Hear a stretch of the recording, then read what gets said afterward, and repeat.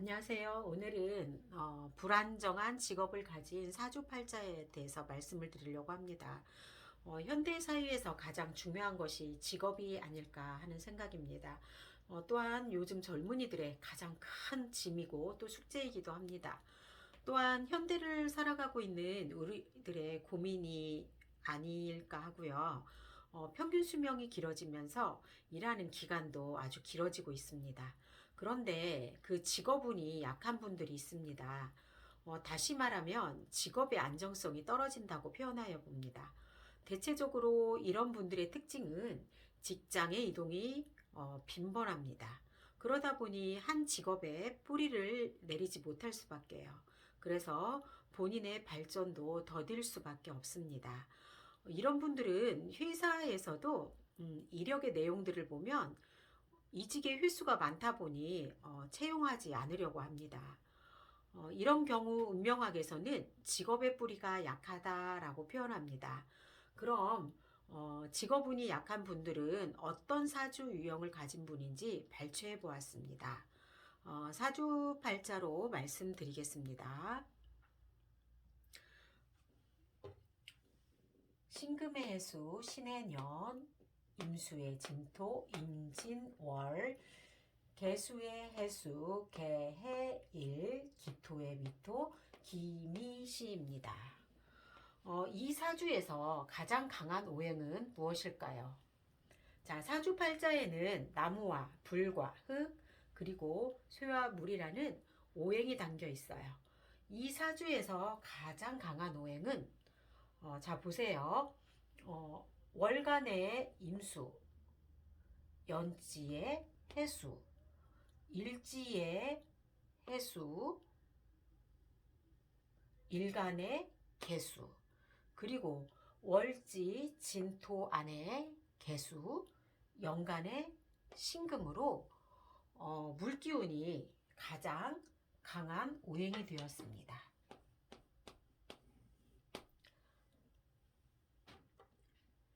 그래서 물기운이 상당히 강한 사주가 되었는데요. 그러면 이 물의 기운을 막아줄 게 있어야 되겠죠? 그런데 누가 막아주느냐?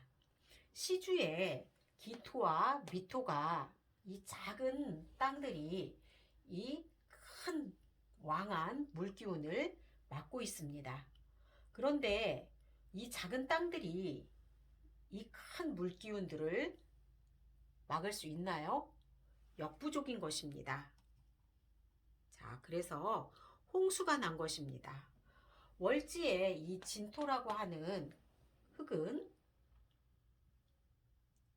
흙이라기보다는 흙탕물로 보셔야 됩니다. 작은 땅, 기토와 미토는 큰 물에 쓸려가는 형국이고요. 그러면 이 사주의 문제점은 무엇일까요? 맞습니다.